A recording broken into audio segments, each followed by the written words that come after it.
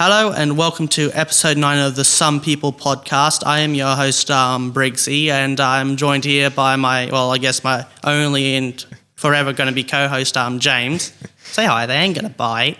How's it going? And how are we going to start today off?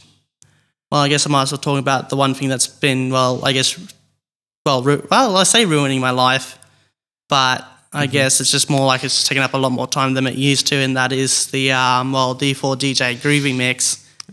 Which, again, with the gag kind of earlier episodes, we were not going to talk about D4 DJ, but there was nothing but Groovy Mix Day. Yeah. So I guess we're going to have to probably amend that rule by the end of it. Possibly. And I guess we can let the audience decide if we should talk about this or not, or just add it under that blanket of not really talking about D4 DJ, even though we've been doing a terrible job of not talking about it.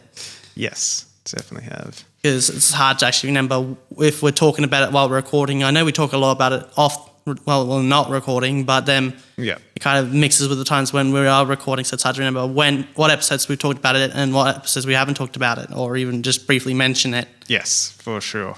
Not only that, but I guess because of my D4 DJ addiction, we're going to probably do for the first time ever a gotcha pull on the podcast, and if we get everything set up correctly, hopefully you can actually be able to watch it while we do the pull live on the podcast, because we've done everything we could to get it all, hopefully synced up well. I'll probably play it for a bit and see, just for syncing. It's like, how long should I just have it sit in the gotcha menu before we go ahead? 10 seconds will be fine. Okay, so it should, start now. Okay, broadcast is enabled. So hopefully now, go ahead now. I'll just check if the stream's running. That would be a good idea. Seem to be. Can you pull up my channel on the on your phone or something?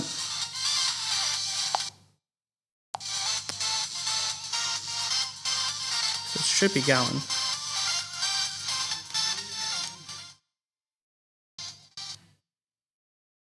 There we go, just mute it.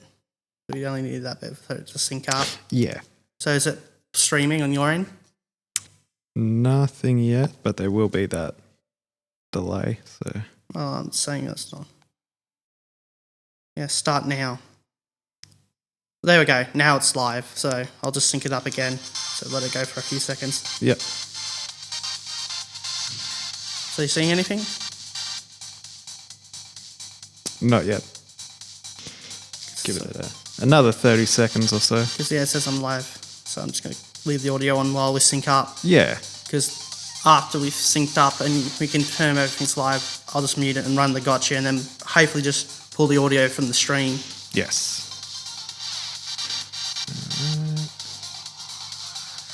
And probably maybe record over it. Yep. With just the audio. So You're sign on. up on your end. Good to go. Sweet. So mute and let's go. 10 draw.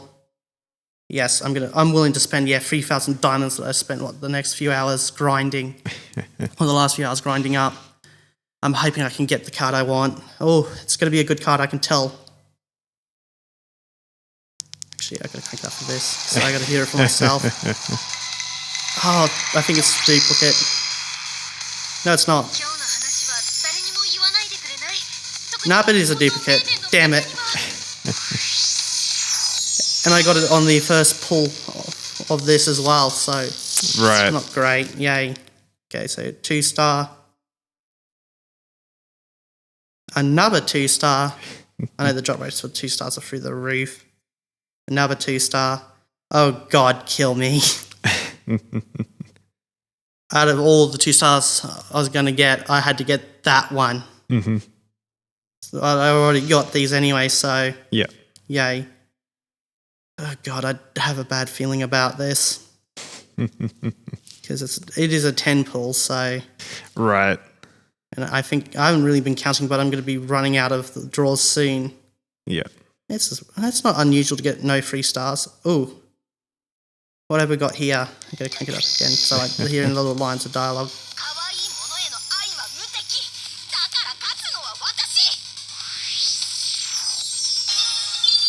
Hey, at least I got something new out of it. Cool. And that's it. Bugger. Uh-huh. Not even a 3-star, which is annoying. I don't have enough to draw again, but I'll probably grind up when I get home from recording. Yeah, for sure. So, well, that was a damn shame. Didn't even get a 3-star, but looks like if I can grind up for another temple, I should at least get 4 pulls of the increased drop rate. If you can see it there, looking in the corner there, where under the bonus you get the 3-star drop rate will increase at around 30, and I'm at 24, so another temple would put me at 34. For sure. So I should at least get, with the next temple, 4 pulls with a higher rate of a 3-star drop. Yeah. I guess I'll go and end the stream here, and I guess we'll pull the files. Cool. Streaming quality, yeah, that's good. Submit feedback. There we go. So hopefully editors can add that into the damn recording. Yep. That should work out pretty well. Yeah, hopefully. But I guess, well, with that out of the way, even though I was going to do that later on, I think it's better to get it done now than later. Yep, for sure. Because the reason why I've been, well, I guess, not only because of the, not the current event, but the event beforehand, I just had to sit down and grind a lot to get this one card that I wanted. And I only was able, after hours or days worth of grinding, able to get it in the kind of the last possible moment. Right. Well, not quite, but felt like it at the time. Yeah. And now I'm going to have to do that kind of grinding again to get this one other card that would actually have a better drop rate than that other card. But then I just don't have the same avenues that I had available back then. Sure. Because I was able to kind of just skip through the event stories and the unit stories to make a quick amount of diamonds real quick. Right. But since I've kind of exhausted all of them. Yeah. Although I haven't exhausted the most recent event one. So I can go and get a few diamonds real quick doing that. And again, now seeing that opportunity, I just can't pass it up. So I'll just do that real quick. I guess you can start talking about something while I do this real quick. It should only be like a few minutes at most. Sure.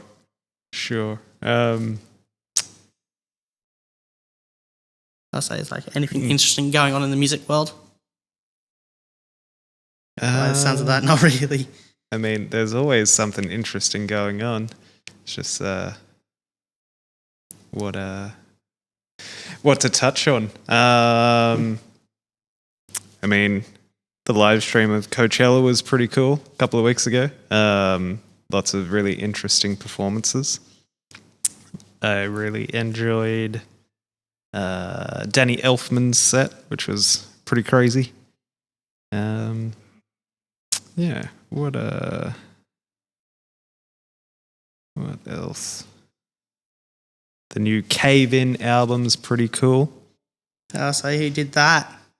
So yeah, there's a sort of band from the late 90s, early 2000s called Cave In.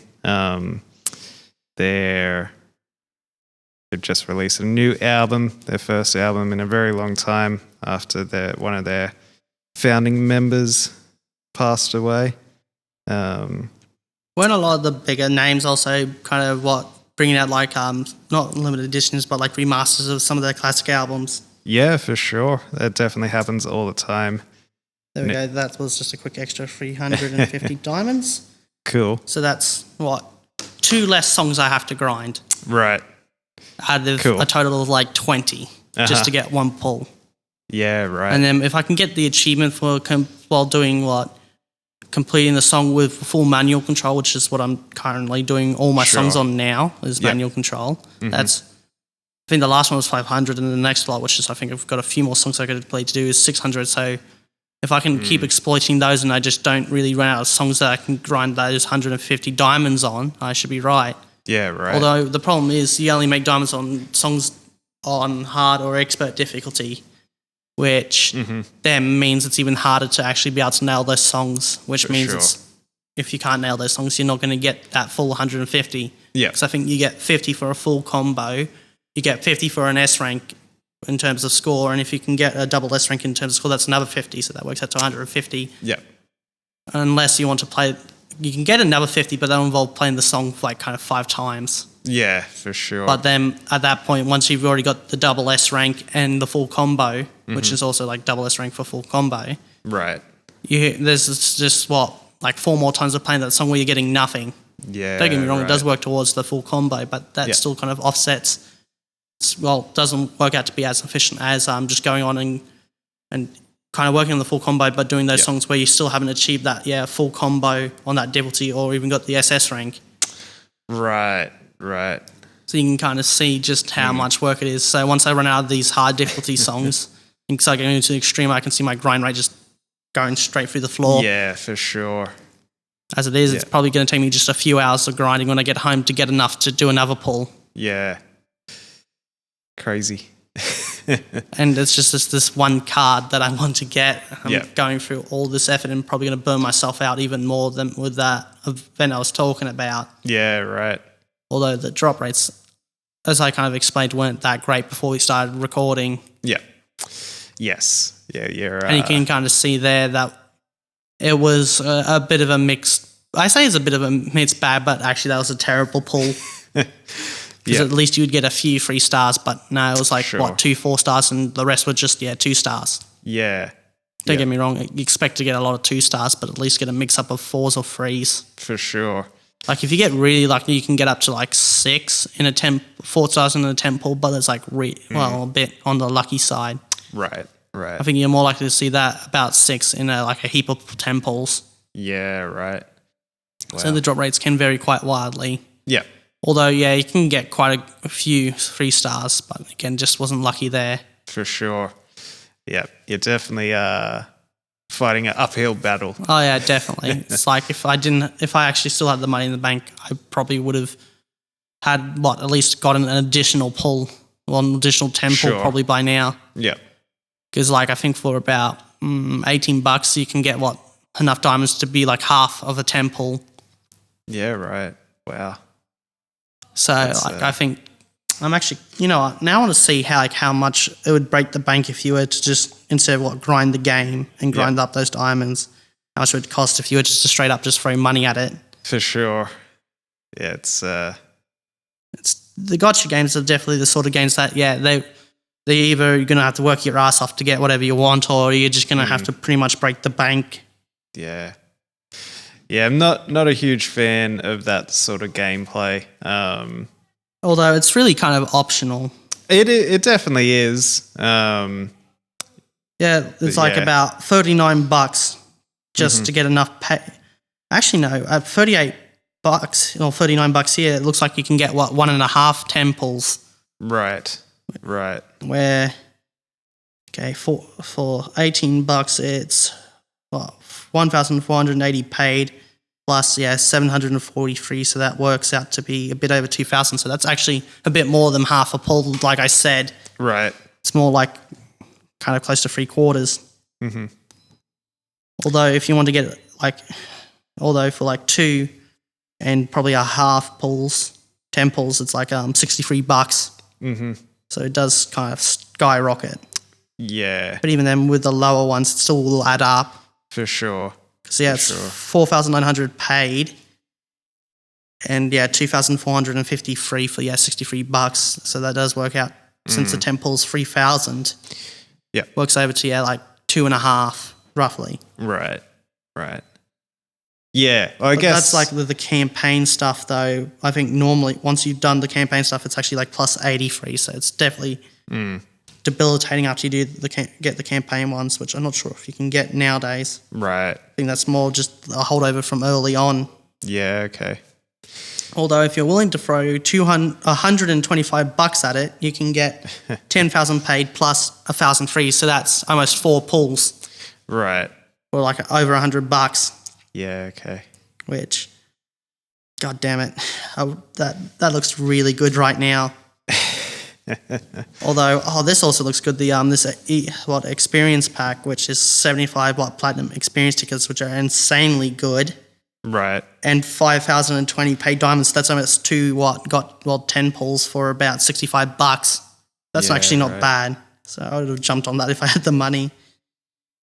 Okay, so then that gives you that 10 draw ticket there, but that's for a completely different thing. But then enough paid diamonds to do a 10 pull, and then with the paid diamonds, there's actually a 10 pull you can do, which costs you 3,000 paid diamonds, but it's like a guaranteed 4-star no matter what. Right. Yeah. But I don't think it contributes to the one where you can use free diamonds though, so that bonus wouldn't kind of add up. Right. Well, no, it may actually. I have to look into it. Yeah. Don't ever really have much diamonds, especially after the last couple of events. For sure. Okay, item pack. Okay, so there's a few items there, nothing great, but a good amount of diamonds. Also, okay, that's a lot of items and like 10,000 paid diamonds for $125. That's not bad. But again, the daily box is an interesting idea. But what's that one? The daily diamond box is like, you kind of get like a certain amount of diamonds daily, and I think it says get a maximum of 4,220 diamonds in like 30 days.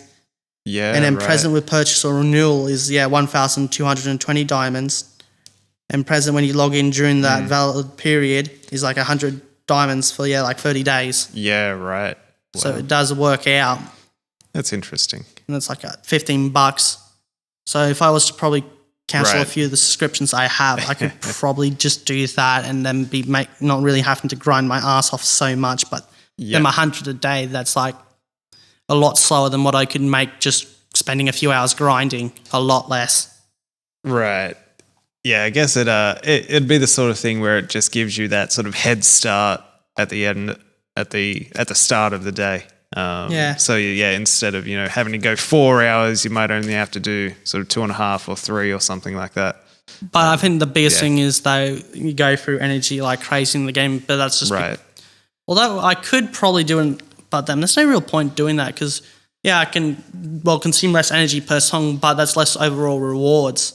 I don't think the amount of like if you do like do 5 times energy a song. I don't think that increases the amount of the diamonds you get, but it does increase other rewards. So it's like, I'm there, I might as well grind up some extra stuff too. Yeah. It's not like I've got shitloads of energy drinks anyway to use to boost that up. Like, well, most of the time I'm actually over the cap that it will actually fill up to because it has a cap that will fill up to 10 energy without spending anything. You used to be able to there used to be like a 1 free daily of like 5 energy, but they got rid of that, which is probably my biggest gripe with the game besides, the drop rates of the gotchas, but that's kind of standard for most gotcha games. Drop rates that crappy. Yeah, right. Interesting. But again, I think I am willing to admit that, I've done good not throwing too much money into it. But there's definitely times where I was like, I'd probably rob a bank or two just to get the money to buy all those diamonds. Yeah, it's an interesting way of doing it for sure. Not only that, but with the gas prices the way they are now, I don't think I have that kind of money to spare anyway on something like it. Yeah. So it's more working my ass off. Yeah. So yay. Yep, those fuel prices are getting pretty crazy. Yeah, I know, and I think there's actually some places that have ran out of fuel from what I've heard. Yeah, I did see a story probably about a month ago. I guess you forgot to put the runtime clock up because I was looking and it's like, where's the runtime clock? Yeah, so there's a little one, but not the big one. But I saw a story probably about a month ago of this guy explaining that, Australia's fuel reserves... It's not that great. Yeah, only have about 5 weeks left and we're sort of coming up to that time of running out of reserves. And it's going to be like the 73 oil crisis all over again. Is it 73? That's no, I think it's a bit later. Yeah, 76. Yeah, somewhere around there. Because I know if you look at vinyl records, all around that time, the quality got worse and worse because they were made out of that material. So you get a lot of vinyl records all throughout the 80s that just sound terrible and don't really hold up. That's why you get a lot of people doing represses of their old albums in a thicker vinyl. Interesting. Oh, there's the clock. So it looks like, for our kind of segment rules, we're on time, even though I feel like we spent a bit too much time talking about something and probably actually hurt it while turning people off from playing the game. But I guess it's the sort of game that you kind of have to know what you're getting into anyway. It's, definitely a die-hard fan sort of game. Yeah, it's like, I think, and I fit the bill quite perfectly. For sure. Even though I'm the kind of person that's reasonable with their money, it's like, I guess all they have to do is just flash something that I really want badly enough, and well, there goes my wallet. For sure. Because it's literally it's just the one card that got away. Like the best, and I think to tell you how badly I wanted the card, I think I must have been suffering depression shortly after that event ended, and I wasn't able to get it. Right. I swear I felt fucking a little more depressed than I usually do after that event, just because it's like I really wanted that card so badly. Yeah. And I think I've brought that up a few times. I'm not sure while recording, but outside of recording, that it's like, yeah, this is the one. Like the greatest mistake in my life was not being able to get that card. Right. And I guess that's why I'm probably busting my ass so hard for this gotcha, and that is just because it's giving me that opportunity to, I guess, fix one of my biggest mistakes. For sure. Yeah. Although I say that it's not really that big of a mistake, but at the same time, it feels like it just because, again, the amount of effort that I put into it not to be able to get it, and now I'm going to have to do just as much, if not more. Yeah. It's tough, but it's if you definitely want it, you gotta grind. You gotta pay for it. That's it. Nothing in life is free. Or comes easy. I've played enough War Thunder to learn that, which for sure. This may come up in post, and I guess we'll use this as a bit of a segue. And I'll just show you the image real quick here. Yeah. And I'll probably get around to porting it over to the file for stuff. Because I guess we're going to have a lot more editing to do for this episode. God help us when we come around to doing this episode. And if we can remember what we need to do, you may want to start taking notes. Like, reminder for what we need to do when editing episode 9. And also add that onto that note to edit this little tangent alt. Watch that we get around to doing it and we've forgotten completely. Probably. But here, somehow, and I don't know how, but... Oh, I was thinking up my mail. Let's see if I got actual mail. No. Somehow able to fly this. Okay. Not only that, but land it. Right. Without crashing it. Yeah. Interesting. Don't know how, but I did. So I have no idea exactly what I'm looking at. It is obviously an aeroplane. But what can you tell me about it? Well, if you look to the right of it, half its wing's missing on the right-hand side. Can see that. Not only that, but it was a fucking pain to fly because all it wanted to do was kind of wing over, and I think you kind of see it there. It's sitting, that's it, just sitting. Yeah. You couldn't quite turn left. Yeah. So it'd probably be shit at NASCAR. Although really good at anything that isn't NASCAR. Opposite NASCAR. Oh, yeah, reverse NASCAR. Yeah. For sure. Oh, yeah, definitely. Although I think one bit I was able to pull a somewhat decent tight left-hander. Don't know how, but I was able to wing over to the left. Right. Although only briefly before it wanted to destabilize and go into a spin. And I was like, okay, I may not want to try and do that again. Although it was a pain because as I coming to landing, as the speed dropped, it just started steady rolling to the right. I'm like, fuck, if I don't get this straightened out, I'm gone. Yeah. And somehow I was able to wrestle it back level and, bring it down. Yeah. That's after almost winging over and crashing on the first run and overshooting the run. Right. So I'd, kind of pull up, kick up the flaps, bring up the gears and, gun the throttle just so I could get my critical speed back up. Right. Because I was quickly approaching critical speed and not enough runway to bring it down on, so I had to kind of come up around. And that's when I think I did that left-hander. Interesting. Again, I should have just ditched it in the ocean or something because it would have been a lot quicker than trying to make a landing pass and get it fixed up. And it's not great of a plane anyway for what I was trying to do. I think I went with something else that is probably not as upgraded as it, but it did a lot better. Right, but that's just because it had an extra machine gun and I actually didn't get my wing clipped. Okay. I think actually what happened was I got a little too keen chasing a Stuka.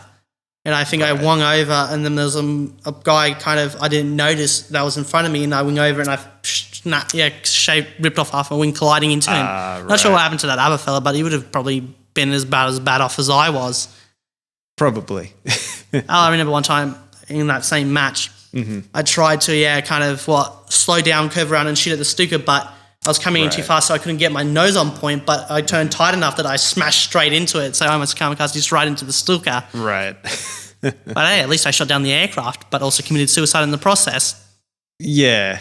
Although it was so satisfying when I could I'd come up, do an initial run, wing right over hard, right behind the Stuka formation, line up behind one, fire a short burst, shoot that down, line up another one, fire a short burst, shoot that one down, then line up another one, short burst, and shot that down. It was just so satisfying to go through them in quick succession. For sure. Even though they did ding up my plane pretty good because of them damn tail gunners. Right. And that's the problem. One tail gunner, not that much of a threat, but when you're going into a formation of almost a dozen aircraft that have tail gunners, that's a dozen guns being shot in your direction, especially if you're the only attacking aircraft. For sure. So you tend to get the shit shot out of you pretty quickly, especially if you hang around too long. Mm-hmm. But if you position yourself correctly, you can limit the amount of guns that bear down on you. Right. But it's kind of a bit of a tricky science that I don't think we have time for me to explain. But generally, you kind of want to try and get underneath the tail because, if you get underneath or level with the tail, if they're really dedicated enough, they're going to shoot themselves down in the process of trying to shoot you down, or they just simply can't get their gun to aim where you are. Yeah. But then that does put you a bit out of a disadvantage, though, when shooting at them. Yeah. Because if you're level with them, you just got to, just probably lift your nose up just a bit to compensate for the drop, depending on range, and then, you nail them. Right. Where if you're kind of sitting below the nose, you kind of got to angle up, which bleeds off your speed, but then, it's just a bit harder to kind of get your nose where you want it to nail the target. Then, if you're not careful, you're going to climb back up and then put yourself in that line of, in that fire zone again anyway. For sure. Yeah. Yeah, you'd have quite a short window of time to get the maneuver right. Yeah. Yeah. Like the best way to shoot down an aircraft while posing minimal risk to your own is to go head on. Right. Especially with some aircraft that have no forward armament, that's where you kind of charge in and gun down. Yeah, right. And then you would kind of, I think Stukas are not too bad to get in behind because they only have that tail gunner sitting up at the back there. So if you can kind of get in underneath them, they're, vulnerable. Sure. Interesting. But again, the larger bombers where they have multiple machine gun positions, they're just a pain to attack. Yeah. Because there's not really many blind spots that you can exploit. Yeah. That makes it much more a challenge. But again, at the point, you're better off not going in alone. You're better off going with a group so that breaks up the fire. For sure. Yeah. You don't have, 6 guns aiming at just you. It'll be more like 12. Yeah. Well, just even an then, example. But yeah. Even them, with that many guns on you, the general chance of getting hit's not that great anyway, but once they get the beat on you, you're kind of done for. For sure. That's the thing. If you can get in, get those shots off and get out before they get a beat on you, you're all right. Although sometimes I tend to kind of overstay my welcome. Okay. Just because it's like, I want to add a few extra, kills to my name. So I kind of get a little greedy and kind of stay a little longer. Especially, I'll sit there for several seconds to clear, since this is on arcade difficulty, either reload the machine guns or allow them to clear out the jam, which is like 11 seconds. So that's me being in the line of fire for like level seconds, not being able to do much. What I should have done is, kind of dropped below that field of fire or even fell back a bit. For sure. But that aircraft didn't really pick up speed real quick, so that explains why I kind of just hanged right behind them. Right. If I was in that other aircraft, I probably would have, either dipped below or, just bled off my speed and fell just out of the range where they would return fire and then quickly speed back up and get into firing range. Yeah, right. Because the general rule of thumb is if they're shooting at you, you're in range so you can start shooting back. For sure. Yeah. Although I think you don't really get much engagement outside of, half a mile. So that's generally the maximum range that not only will the AI, but players will typically engage at. Yeah. But it makes sense because it's even at that distance, just because of how fast these planes move, it's hard to get a hit at that distance at those speeds. Yeah, for sure. Yeah. And even them, if the person you're shooting at is really slow, your window of time is really short because there's a good chance you're going to have a few seconds to shoot at them and you've got to fly past them. Yeah, and if you're not careful, now they're on your ass. So if you can't pull away quick enough, now they're going to have turn shooting back at you. Well, you can't do anything. Yeah. And usually that's what you want to do. You want to kind of be in a speed where you're fast enough that if shit happens, you can get out of dodge. but they're not too fast that you're going to overshoot and then we'll get in their line of fire. Yeah. So definitely. usually you want to be just kind of a few miles an hour faster than they are, so you can kind of creep into range and stay on their tail. But if they do a drastic maneuver which bleeds off their speed, you can kind of follow them and kind of back off your speed just enough so you don't pull ahead of them. For sure. I was actually listening to a podcast over the weekend. I had this ex-military guy talking about how there was these types of bomber planes that the Australian government was using for a very long time, and they were super efficient. Everyone in that area, in that field, knew them really well and knew exactly how to get them to their most efficient working state. And then apparently the government bought all these new ones to replace them that were way too fast, and because they were so much faster, they just couldn't do the job in the same efficiency. But again, I do recommend you giving War Thunder a try though. I know it's available on Xbox, and I think if you do get it on Xbox, at least we can squad up for a few matches. Right. Well, if you want, I can probably throw you in a custom air battle, and you'll be with a starting aircraft, and I'll probably be there in my Wildcat. Right. And it'll just be fun. It's like, catch me if you can. Although the Wildcat's not that fast of an aircraft, but it can take a hell of a pounding and dish out one. So if I get behind you and I can get my guns lined up, you're done. Yeah, right. Especially with those 650 cals. Yeah, for sure. Although if you go into a steep climb and I chase after you, there's a good chance I'm going to stall well and truly before you do, so you could just kind of dive in on me as I'm stalling, and there's nothing I can do. So it has elevation limitations. No, it's just again, it's a big heavy aircraft, so it loses speed really quick in a climb. Right. But the worst thing to do when encountering a Wildcat is to be in a position where it can dive in on you, because the weight that makes it so bad at climbing makes it really good in a dive. For sure. Because the weight that was working against it in the climb is now aiding it in that dive, so it's able to build up speed real quick in the dive. So if it comes in on top of you, you're in for a hell of a fight. But if it overdives and then has to climb back up hard, it's going to lose that advantage. For sure. Although there were some interesting tactics that were used with it, like I think it was called the Fatch Weave. Right. Which was actually named after an American ace who goes by the name of Fatch. Okay. Which is, I think he had a bit of an history, if I remember correctly. Right. Yeah, not heard of him, so. Yeah, no again, idea. he was USN, I think, because they were the fielded the Wildcats the most. Mm-hmm. Although I think when they started getting their Hellcats, I think they started pushing the Wildcats towards the United States Marine Corps, I believe. Although I think they were kind of fielding Wildcats around about the same time as the USN. Yeah, right. Interesting. Which makes sense because, the United States Marine Corps is kind of a part of the Navy. Right. So that means they would be fielding similar equipment to the United States Navy. Yeah, okay. And I think, the aircraft operating off of carriers fell under the United States Navy instead of its own dedicated group. Right. And I think it may still do to today, maybe. So it doesn't come under the Air Force, it's still under I the think it's Navy, still Navy. Well, back then it was. I'm not sure about now. Yeah. Which kind of makes things a bit confusing because then you got, your United States, I think it's USAAF. Uh-huh. Which I think is the United States of America Air Force, which is a bit of a nightmare. For sure. I just shortened to USAF. USAF, yeah. That makes sense. And then you got the USN, and then the USMC. Mm-hmm. Marine Corps. Yeah. Yeah. Interesting. Although I think, no, it's only until recently that the tradition was the Marine Corps kind of got the hand-me-downs. Right. So the Army and that would get all the new stuff, but the Marines would kind of get the older equipment. Although I think that changed recently with some of the new equipment they're getting. Mm-hmm.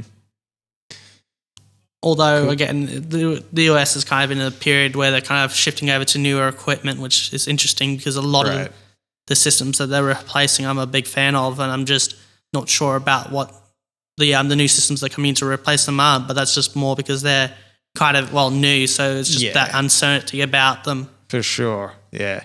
it's there's always going to be uncertainty of things that you don't know, that are not having the knowledge. Not only that, but some of the new systems and weapons, as well as actually, I think possibly even adopting a new cartridge, and that is really interesting. Okay. But again, with it all being kind of new stuff, I'm just not sure about it. For sure. Hell, it's taken me about the time from learning about the current equipment they're using now and starting to appreciate it, that they're starting to replace it. And then I'm having those same, kind of being negative towards the newer stuff that I was to the stuff they're currently using. Because, again, when I was really young, I wasn't a fan of the 556. Right. Don't get me wrong, I still have my grievances about it, but I've definitely come around a lot on it. Mm-hmm. And actually kind of a bit of a, what's the word? I don't quite defend it, but I kind of let it get kicked around as much as it used to. Sure. Because I used to fall for a lot of the misconceptions about it. Yeah. And I think in one of the couple of podcasts ago, I think I kind of talked about and cleared up a lot of the things, especially to do with the 556 and the AK. Right. Yeah. I think so.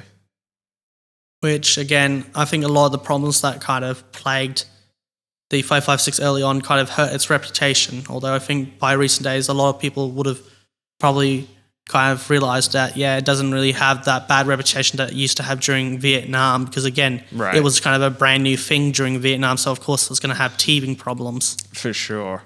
It's the same thing with the platform that used the 556 round. Right. And, again, during Vietnam, they got those issues fixed, and they brought out, the M16A1, which performed much better than the earlier M16s. Yeah, right. And that rectified most of the issues, but during that period between the US using the M16 and them using the M16A1, there's a lot of people weren't a big fan of the M16 at that point. And I think it's the best way to describe the M16A1 was a bit little too late, because the damage to its reputation had already been done beforehand. Right. And then a lot of those issues were kind of caused just more because of logistics than anything else, and also just some stupid choices that were made last moment. One, not kind of issuing out cleaning kits they sort of issued them out, but didn't make it standard kit, the cleaning kit for the M16, which considering the M16 platform, it's a platform that requires it requires quite intensive maintenance compared to something like an AK, but it's more it needs more regular maintenance than an AK. Yeah, for sure. And again, if you look after it well and look after it really well and do maintenance on it very frequently, you should have no issue with it. Yeah. It didn't help that also the changing of the propellants also made that reliability issue even worse, because it just caused it to foul up quicker, meaning that you would have to service it even more regularly than you would with the other part they originally planned for it. Yeah. I don't think they switched back over to the part they originally planned to use, but I think they kind of switched between something that didn't cause it to foul up as quickly. Sure. Yeah. Not only that, but giving instruction on troops on how to properly maintain even actually providing everyone with cleaning kits for them was a good step in the direction. And I think along with that as well, some other minor improvements made the M16A1 much better than its earlier predecessor. Yeah. Yeah, obviously, definitely a proper cleaning kit and proper training on how to maintain it. Yeah, that's going to get you so far with anything really. Yeah. So, yeah. And again, it's kind of a bit hard to compare something like an AK to the M16 because the AK had decades of development by the time the M16 started rolling out. For sure. So it had a lot of those times to iron out those issues, and even then it was designed to be a quite simple weapon to begin with anyway. Yeah, definitely. Because again, if you look at its design, it's very simple. Actually, I think you've pulled apart I don't think you pulled apart an M16, but you pulled apart an M4, which is very similar to the M16, and you've pulled apart, I think, a 74. You may have pulled apart a 47, but you can tell that the design of the AKs are a lot more simpler than an AR. Oh, yeah, for sure. Definitely a lot less parts, and even just, just like the build itself was just a lot more straightforward to someone who doesn't have a full understanding of the history of where it sort of come from, and then sort of its base point of where to go from. So yeah, it definitely holds true to what its role is within. Yeah. Like the whole point of the AK platform was just a weapon that can serve as a rifle, an SMG. Well, that's the whole point of an assault rifle, but it was also kind of designed with the expectation that it's going to be used by conscripts and that, so people that wouldn't get that relatively much training besides, okay, this is how you load it, you point it at the enemy and then you shoot enemy. And that's basically what they're taught. So it's for sure kind of taught in the way that it would require either very little to no maintenance done on it and still work fairly well. That doesn't mean that if you completely neglect it, it will start to play up after a while. For sure. But it's something that it was not as maintenance intensive or as frequent maintenance, let's say, as an AR. Yeah, for sure. But it's not kind of the indestructible, works no matter what shit you throw at it that a lot of people make it out to be. But it is quite a reliable platform until you start kind of extremely abusing it, and then it will start to falter like any any system. For sure. Absolutely. So I say, I wonder if there's like a kind of a music equivalent. That's an interesting question. I guess you don't really get a lot of music equipment that is sort of modular in a way, or adaptable. I guess sort of. There's a type of guitar which is called a Telecaster, which is sort of the original electric guitar. It gets crowned a lot. Where it is sort of just like a workhorse, I guess. It's a very simple build. You can definitely modify it so that it can be more than what it is. Like it can work in a lot of different genres if you know how to modify some of the electronics and stuff like that. So it's probably maybe the closest thing, closest comparison. It's sort of but it can't do everything perfectly. It does probably maybe 5 or 6 things pretty damn well, and then it can sort of find its way. But a lot of the time it's going to come down to the player as well, knowing the ins and outs, and but then you start throwing in other factors like guitar amps as well, and pedals and other things, and there's way too many variables there. But to kind of go a bit more into kind of all the history behind the AK, it kind of does fall in line with a lot of the doctrine for Soviet weapons, which a lot of the weapons during the Soviet era were designed to kind of be very simple, quick and easy to produce, but being so simple that, again, it can work well even though not being well looked after, and being used by conscripts that wouldn't have necessarily the training to look after such a advanced, complicated machinery that would need quite frequent and intensive maintenance. Sure, yeah. So if I was to pull out an example like a PPS H41, although that's a bit more on the complex side, compared to a lot of other guns around that time, it's relatively simple, but not as simple as the Russians went. Like, if you're looking for like a really simple submachine gun, the Russian PPS 42, 43 would be a way to go. Right. Because those are just, really simple. Right. Interesting. Like being not only really simple to make, but again, being really cheap to make, but again, still being something that, again, you could not look after well, and it should run still somewhat well. Yeah, sure. Or if it even started having issues just because it's so cheap and easy to make, there was always going to be a spare one around, so you could just be like, throw it away and then grab another one without having to worry about running out of guns. Yeah, sure. There might be one other musical thing that's similar, which is a type of microphone that definitely gets a a very good reputation from just being able to beat the absolute shit out of it. And it just somehow keeps working. So it's the Shure SM58. It's a classic. That's most Russian weapons, especially the kind of Soviet area stuff. Like I think this is not Soviet era, but this is very close to Soviet era, but kind of a bit of the odd one out is the Fedorov Automat. Right. Which is a weapon that did really well in the service of the Russian Empire, but that was because it was not given to conscripts. I think when conscripts started using it, they ran into lots of problems and it was just a maintenance nightmare. Right. Just because, again, it was a very complicated piece of kit and the units that were originally issued to were kind of taught to treat it like if it was their own child.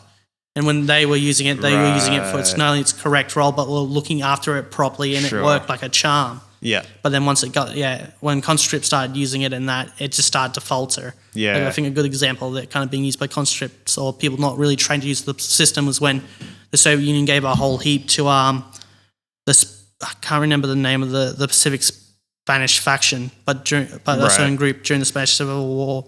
I'm trying to think who it was. I think it was the Republic in Spain, I believe. I can't remember. It's been a while since I looked into it. Sure. But it was one side of the Spanish Civil War that the Soviets were working for. They even actually sent troops.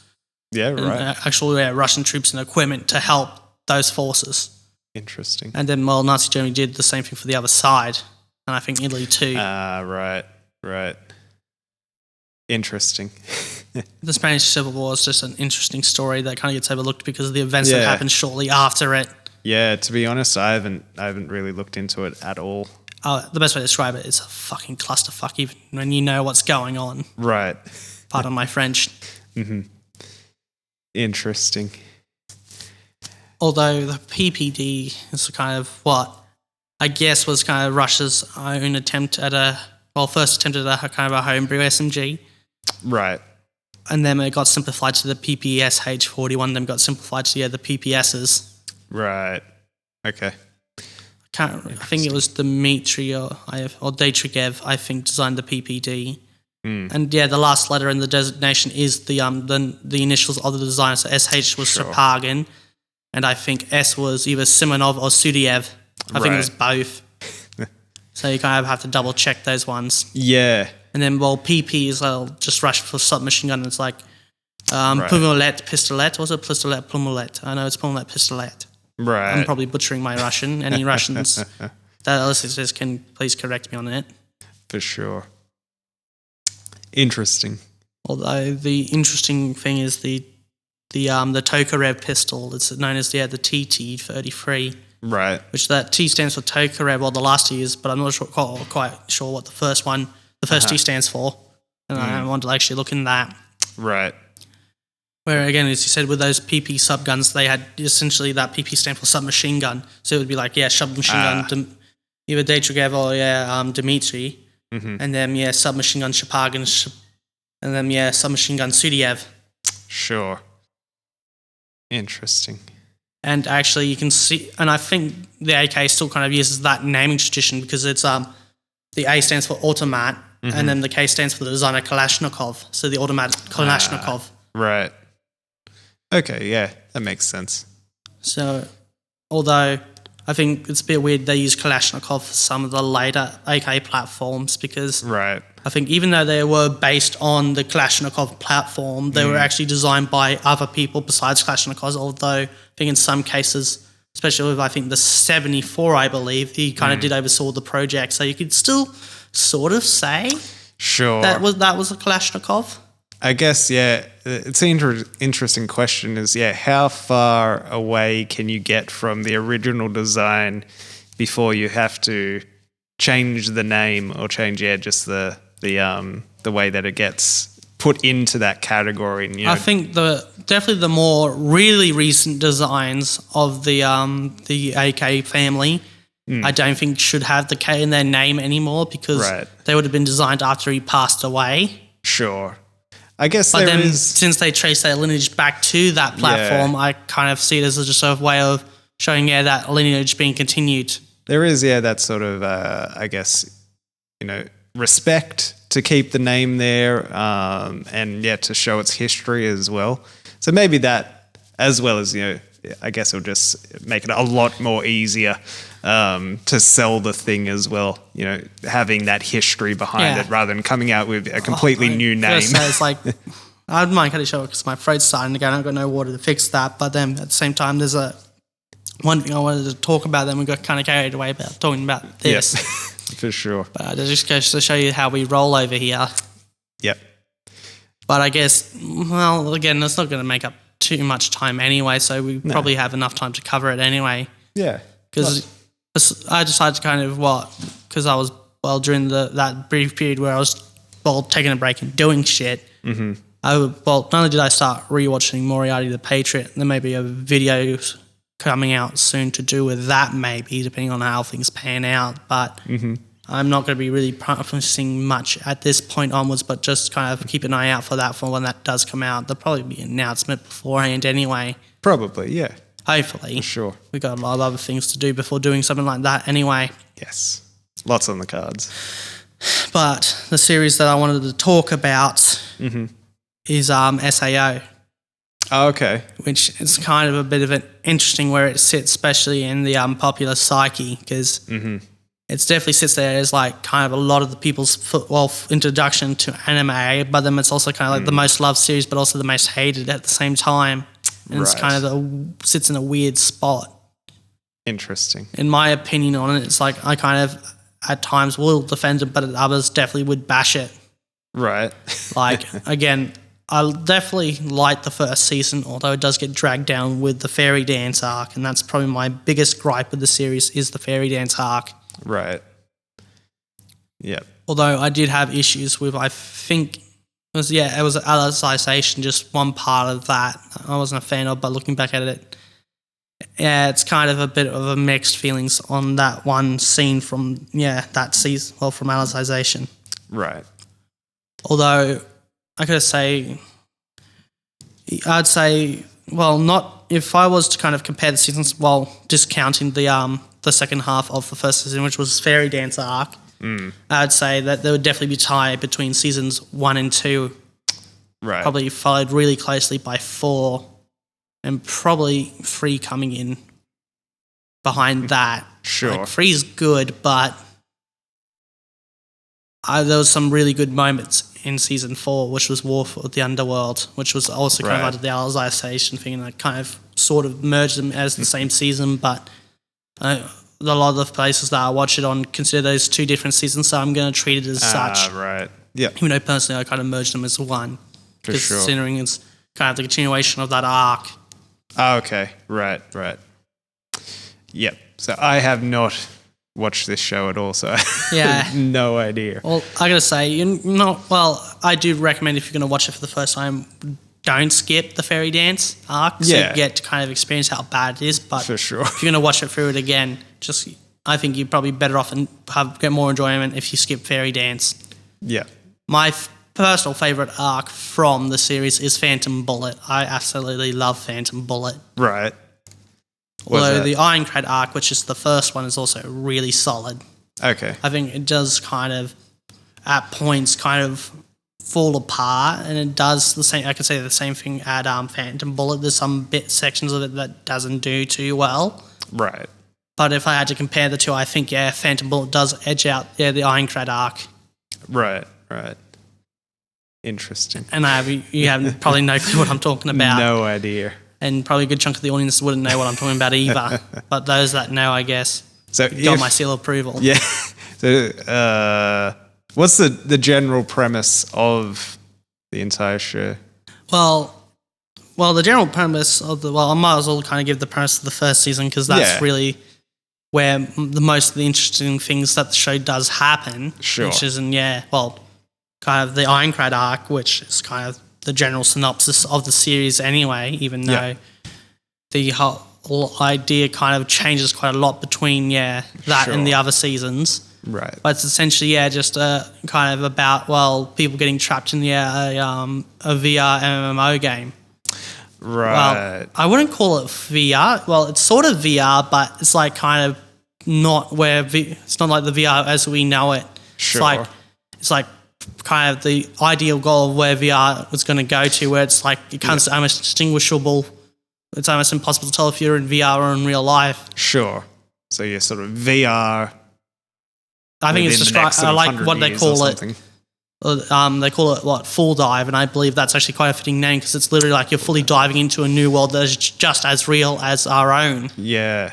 So you'd be able to kind of feel the things you would feel like going about everyday life in that game. Yeah. Which I think would just be a lot more an immersive gaming experience, and you could literally kind of get lost in such a world. So it's sort of like the Matrix. Yeah. Yeah. A lot, kind of like that. Yeah. But yeah, they get kind of trapped inside of this. But the real big twist here, and I guess this is sort of spoilers for like the kind of the premise, and that is that, Sure. well, if you were to die in this, well, since you're trapped in this game, you can't log out.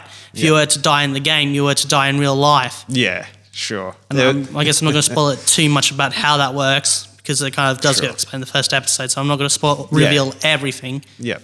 But just imagine that though. Yeah. Being, not only trapped in this game world where if you die, you were to die in real life, but then being trapped in this world that's kind of just like the real world, but then being kind of separated from everyone you know and love. Yeah, So right. it's like, not only do you have that goal of trying to clear the game, which is how you'd get freed, For sure. but then at what point does it like, fuck this, I don't want to go back to the real world, I want to stay here. And I think it does sort of toy with that, with some of the characters and that. Especially with some of them being kind of conflicted. It's like, it's nice here, but I want to kind of be able to go back to the real world. And then some of the kind of just like, especially towards the end of the Ironclad arc, being like, I kind of like it here. I don't don't want to go back. Like there's a part of them that wants to go back, but it's gone to the point where it's like, it's such nice and peaceful here. Why not just stay here for what little time we have left? Interesting. Because I think one of the biggest factors is like, towards the start, it's like, okay, we've got all the time in the world to clear this. But then as time passes and you realize that, the problem is with you being stuck in this, VR world is that your body's kind of, degrading in the real world. So that does give you a bit more of a finer time period. Because there's only so much your body can do without getting any food or water, and life support is only going to keep it alive for so long. For sure. Yeah, yeah. So that, and then when you kind of reach that realization and that does definitely put a bit more, I guess, a bit more prep in your step.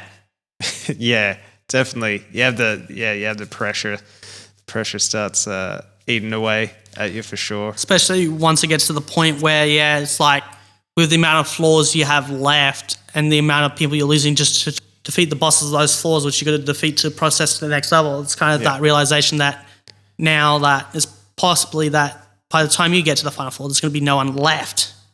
Right. And then that also realization would definitely be kind of a bit of a gut-wrenching field to know that if people keep dying at this rate, there's not going to be enough to clear the game. Yeah, especially with a large chunk of them not willing to kind of fight or have fallen that behind level-wise that for sure you just didn't have the time to kind of bring them up to a level where they can be competitive. Interesting. Okay. Especially considering that your manpool power is about 10,000 players.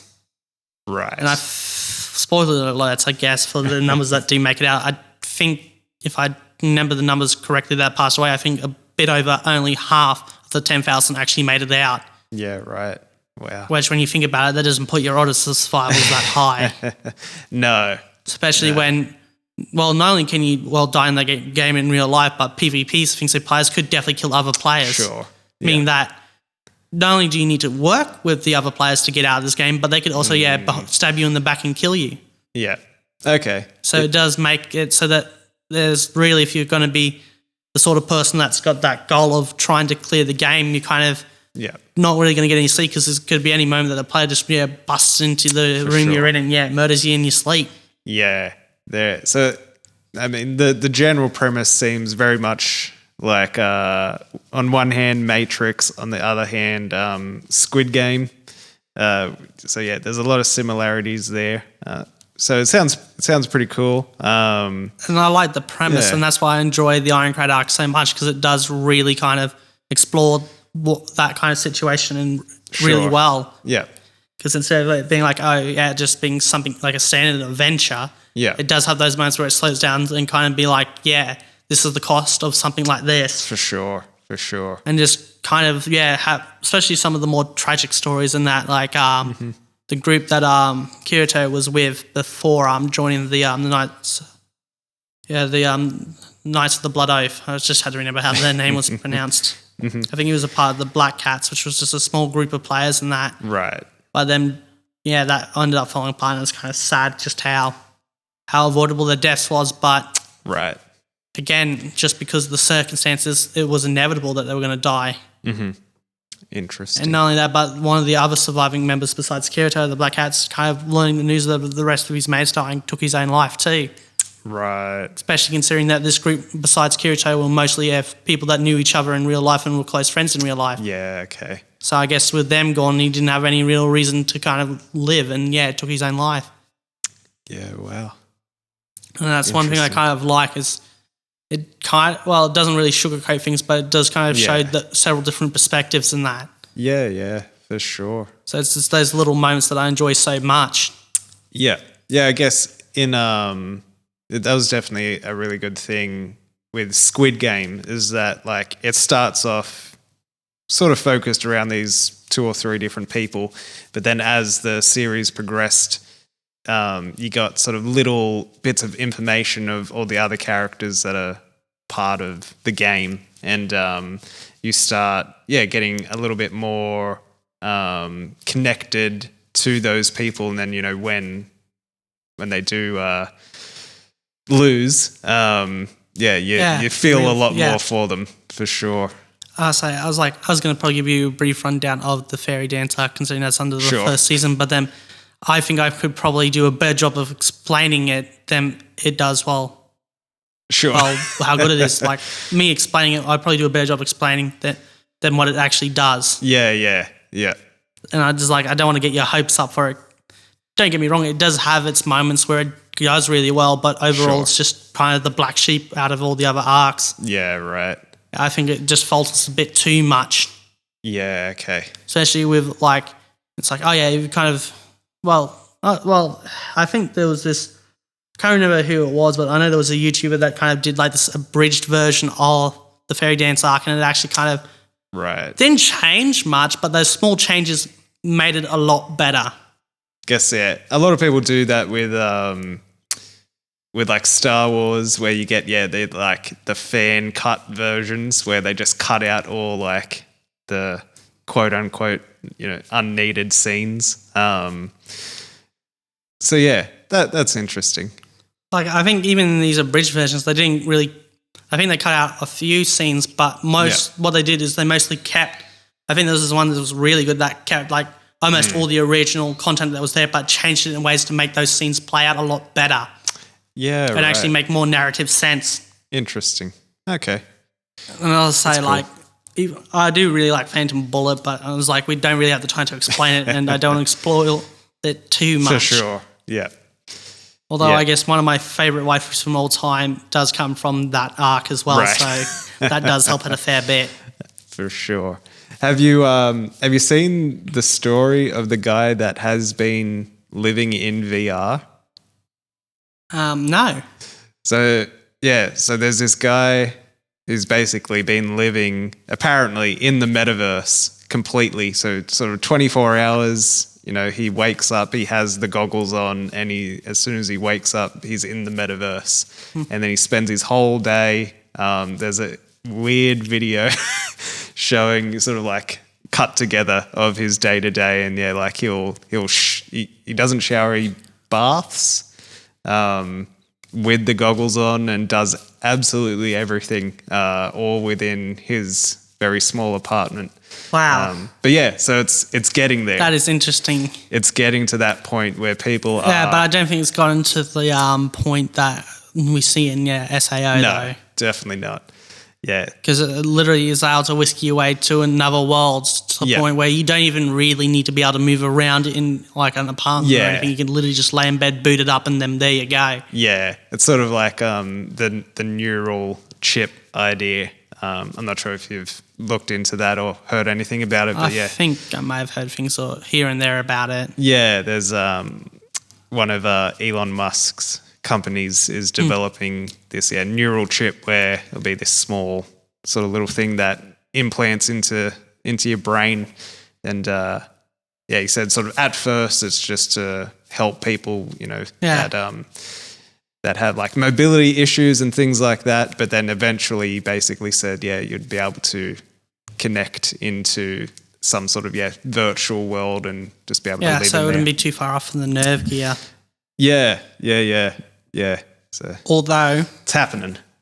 I guess I might as well kind of bring out the biggest criticism I do have for it. So I guess this is a bit of an impromptu review. Is the world building? I think is the thing that hurts it the most. Right. But it's the world building is not that bad if you don't know where to look. And I think just me being kind of a gamer person, I kind of see some of the faults in just the world building, especially when it comes to the aspect of the gaming elements and that. Right. And it just like why this should be playing out like this, especially more in that mindset of gamers kind of being out that will not only look for exploits, but exploit the living hell of the exploits. And then as those exploits kind of get known, other people will start using the exploits, and it gets to the point where everyone's just using that exploit. Yeah, okay. But then you don't really see people exploiting that exploit that you can, if you think hard enough about it, it's definitely a kind of viable one. Yeah, right. Especially with my favourite arc, Phantom Bullet, and that's what hurts it so much is me being not only familiar with firearms, but just kind of familiar with how engagements and that play out and happen. For sure. It's like, why aren't these players exploiting these obviously overpowered advantages that could pretty much give them the win in that? Right. Like one would be, why is not everyone using suppressors? Just because some of the benefits of using a suppressor in GGO is like quite overpowered. Right. I think suppressed weapons, I think the first shot, they won't be able to see the bullet line. So that means you got one free shot where they won't even know they're being shot at until they get shot at. So if you can line that shot up and nail a kill blow, there's no firefight. Sure. And I think, I'm not sure if this is, I'm not sure if just sniper rifles alone, I think just normal sniper rifles, you see the bullet, don't see the bullet line for the first shot. So you got that one shot, one kill mentality, and if you become really good with that sniper rifle, all you need is that one shot to, win. Sure. And I think actually with a sniper rifle suppressor, I don't think you can actually see the bullet line at all, I think, if I remember correctly, but still. I think the suppressor does also have that benefit to other weapons. So that first shot is kind of, you can't see the bullet line. Interesting. Meaning that, again, if you're a good shot, you can kind of abuse that, but then that leads to, I guess, my biggest question that I keep asking myself is, what is defined as a sniper rifle? Right. Because DMRs, a lot of people consider those sniper rifles, even though they serve a different role to a sniper rifle. I think I've explained to you a few times kind of the role on purpose of a sniper rifle compared to a DMR. Should the DMRs get those same benefits as a sniper rifle?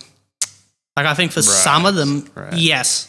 But for most, no, not really, because actually, no, I think all DMRs tend to be semi-automatic anyway, so it'd be kind of a bit overpowered if you can't see the bullet.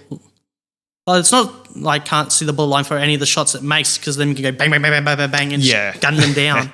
Even though most DMRs don't actually have automatic fire, but again, if you've got a really fast trigger finger, you can get a pretty good rate of fire. You can see I'm getting, I think with some revolvers, 300 to 400 rounds a minute just from being able to rapidly pull the trigger. Right.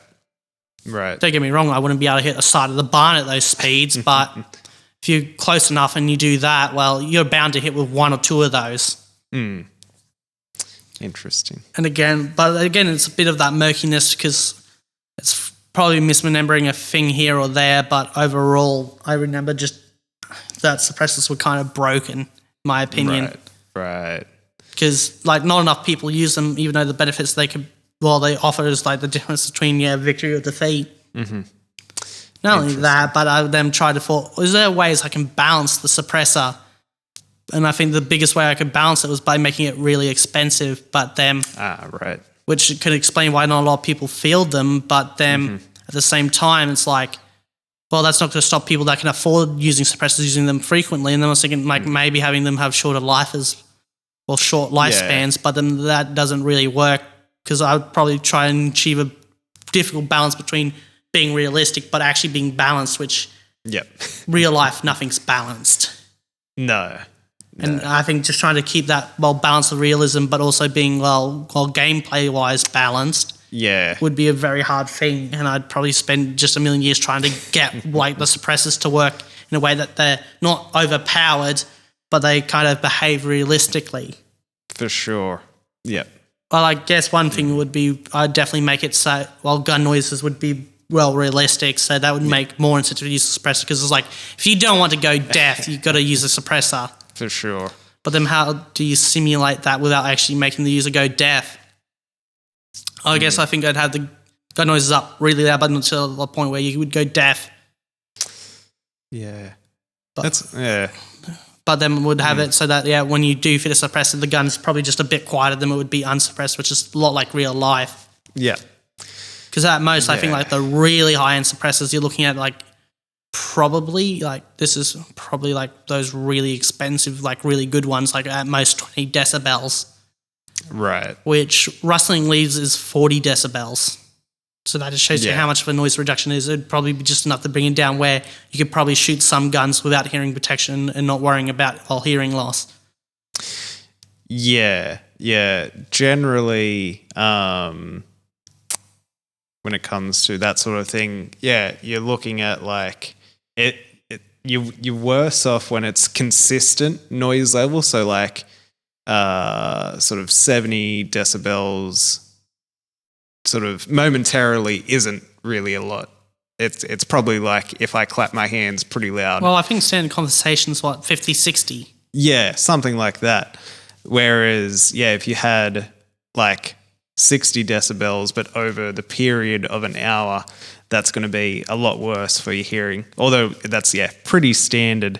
But when you're having something which is like 120 and it's very momentarily which would be something, like a gunshot. No, gunshots can be in the realm of 150 decibels. Yeah. So something like that is, it's going to be... That's probably more like, the number you suggest there is probably more in range with like those ones that were suppressed in the high-end range. Right. Although specialised guns can be quite a lot quieter though than one that just had a suppressor fitted onto it. Yeah. Well, that's just because they took active steps in trying to make it quiet as possible. For sure. Because the biggest problem with modern guns being suppressed is due to them all being like able to cycle, and that the problem is now not the gun going off that's really loud, but the sound of it mechanically cycling will give you away. Yeah. And a lot of people worked around it by either having, like, I think the Solcom pistol had a lever or something which then locked the slide so you would shoot and it wouldn't cycle, and then once... okay. So then you could quietly cycle it by hand, which will still probably be on a bit on the loud side, but not as loud as it being well cycled under the force of the gun going off. You could control it a lot more. Yeah, you can probably just cycle it just as far back as you need to pick up a new round. Yeah. Plus, and then probably slowly bring it back into battery. Anyone who knows that sound quite well, would obviously pick up on it. Whereas, if you're doing it manually, you can manipulate the sound so it doesn't sound like it's being cycled. A good early example of them doing this is the Diesel carbine, Diesel, I'm not sure how it's pronounced. Right. Which was essentially just a Lee Enfield that was cut down, had a big integral suppressor slapped onto it and converted to use 45 ACP. Right. And not only that, but as a part of the noise reduction, they actually cut a bit out of the bolt handle and placed a bit of cork in there so it wouldn't make much noise when you brought the handle back down. So the cork would absorb this. Yeah. Because without the cork handle, the bolt handle would be smacking into a bit of metal at the back of the receiver. Yeah. So instead of having metal contact, you have the cork contact the metal. Yeah. And due to it being a bolt action, you have to manually cycle it. And due to, using 45, you don't actually have much travel, so you could just probably lift it up and cycle it gently without making too much noise. Sure. And then due to it not having to, cycle every time it shoots, it's also got a better seal up, which helps also reduce the noise. Sure. I think it was quiet enough that I think it was up to 40 decibels in sound reduction. Yeah, right. From a round that's not, it's a bit on the loud side because it's still quite a potent round, but not as loud as a full-size rifle round, possibly. And then reducing it by that much, you probably, if you were far away enough and your targets were having a conversation, they probably wouldn't hear the gun going off. Yeah, 40 dB is quite a lot of reduction. So yeah, especially compared to, as I said, the about 20 or so you would get with a high-end suppressor nowadays on more modern guns. Yeah, for sure. I think if you were to try something with the Diazel and put more modern technology into it, I think it would be actually almost deadly silent. Yeah, for Although sure. then I guess you wouldn't really do much well with the Firefly because again you can't just flip back to semi. You still have to manually cycle it. It would be much more for assassination type of either that or covert operations. Yeah.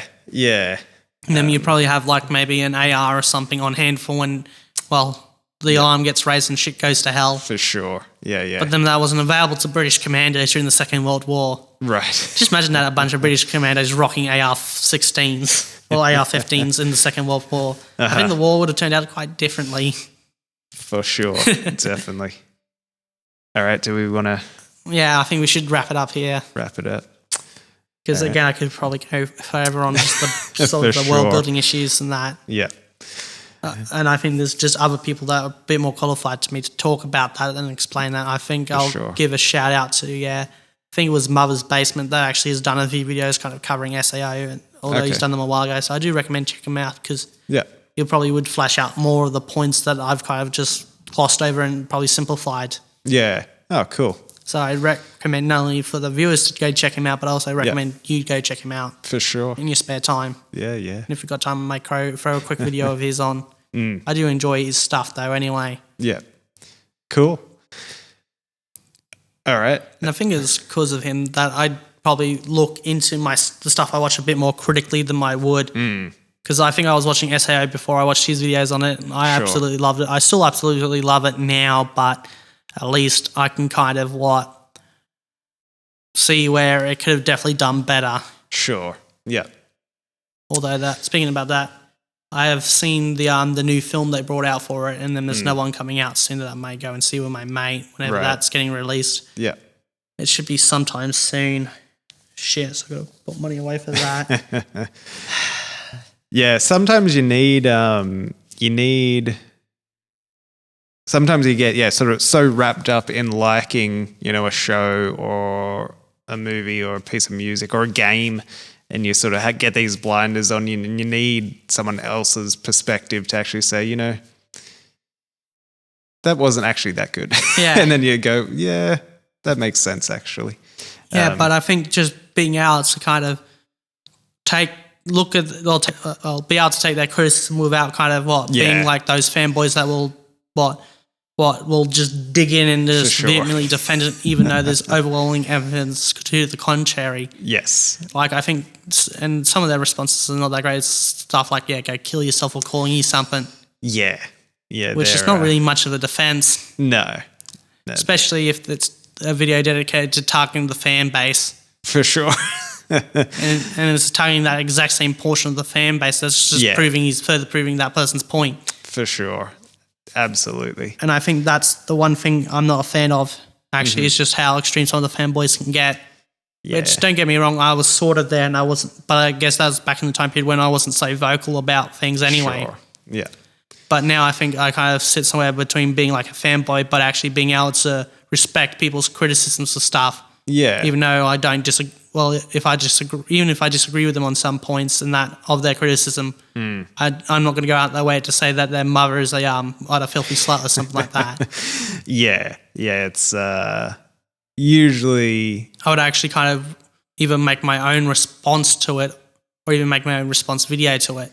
Yeah. And even if my points aren't that great, at least I'm going to vocalize my perspective. And I think that's what a lot more people should do. Yeah, it's definitely a lot more. Instead of, leaving those kind of nasty, comments and that stuff like that, or even sending death threats and that. Yeah. Actually go and take that time and effort and make your own kind of video, either rebuffing those points or kind of countering those points with your own points. Yeah, it's definitely a lot more. Because again, everything is subjective in that. So what is dog shit for one person may be, another man's treasure. It might be a Michelin star meal. Yeah, yeah, for sure. You know, there's definitely I a think lot we more. may have to expand more on this, I guess, subject in the next episode. What you think? Yeah, it's not a bad topic to discuss for sure. Yeah, and boys, yay. And I guess I've got a lot of ammunition for that, considering Yeah. I've been in some of the worst, communities and that. For sure. And I'm not going to name them right now. I may name drop them anyway, because we'll be talking about them in the next episode probably. Little spoiler. Little, fodder for... Yeah, let them prep their guns and shit. for sure. Yeah, next thing you know, we're going to start recording and they're going to show up with some catapults and shit. All right. Do you want to take this one out or? No, my voice is about cactus, so I think you're going to have to do the outro. Sure. All right. Well, thank you for tuning in for episode 9 of the Some People podcast, where you can find us on social media, Twitter and Instagram, and these come out once a fortnight. Yeah, it was on going to be YouTube. weekly, but then stuff happens. We'll see. Yeah. Oh, God, I think I can hear my voice starting to give out. So yeah, fortnightly you can catch us here.